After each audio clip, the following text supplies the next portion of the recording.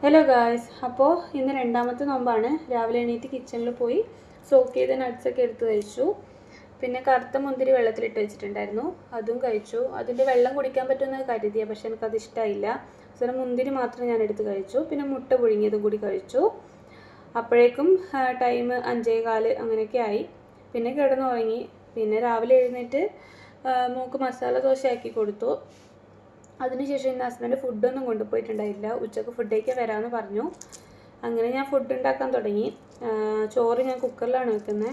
അങ്ങനെ ചോറൊക്കെ വെച്ചു. പിന്നെ ഇന്ന് ബീൻസ് വറവും മോര് കാച്ചതും ആക്കാമെന്നാണ് കരുതിയത്. അതാകുമ്പോൾ എളുപ്പം കഴിയുമല്ലോ.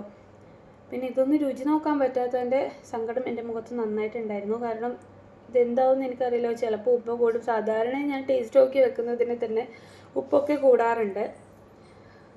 അപ്പോൾ ഞാൻ അരി അടുപ്പത്ത് വെച്ചു. അതിനുശേഷം ബീൻസൊക്കെ അരിഞ്ഞെടുത്തിട്ടുണ്ടായിരുന്നു. പിന്നെ ഞാൻ മോര് കാച്ചിയത് ചട്ടിയിലാണ് ഉണ്ടാക്കാൻ പോകുന്നത്. അപ്പോൾ ഗ്യാസിൽ ഞാൻ രണ്ടും ഒരുമിച്ച് തന്നെയാണ് വെച്ചത്. അതിനുശേഷം ഞാൻ തോരന് വേണ്ടുന്ന മസാലയൊക്കെ പെരക്കി വെച്ചു. മോര് കാച്ചിയതിന് വേണ്ടുന്ന കുഞ്ഞുള്ളി, പച്ചമുളക്, ഇഞ്ചി അതൊക്കെ അരിഞ്ഞെടുത്തു.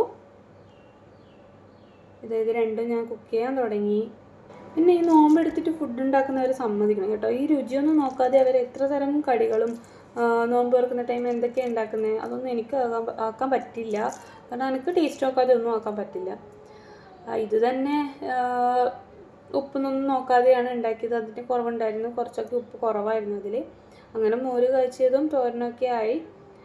അത് എൻ്റെ കൂടെ തന്നെ മോളും ഇങ്ങനെ അടുക്കളയിൽ നിന്ന് ഇങ്ങനെ കളിക്കുന്നുണ്ടായിരുന്നു.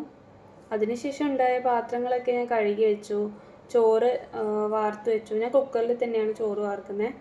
അങ്ങനെ അതൊക്കെ വാർത്തു. അപ്പോൾ ചോറും കറിയും വറവൊക്കെ ആയി.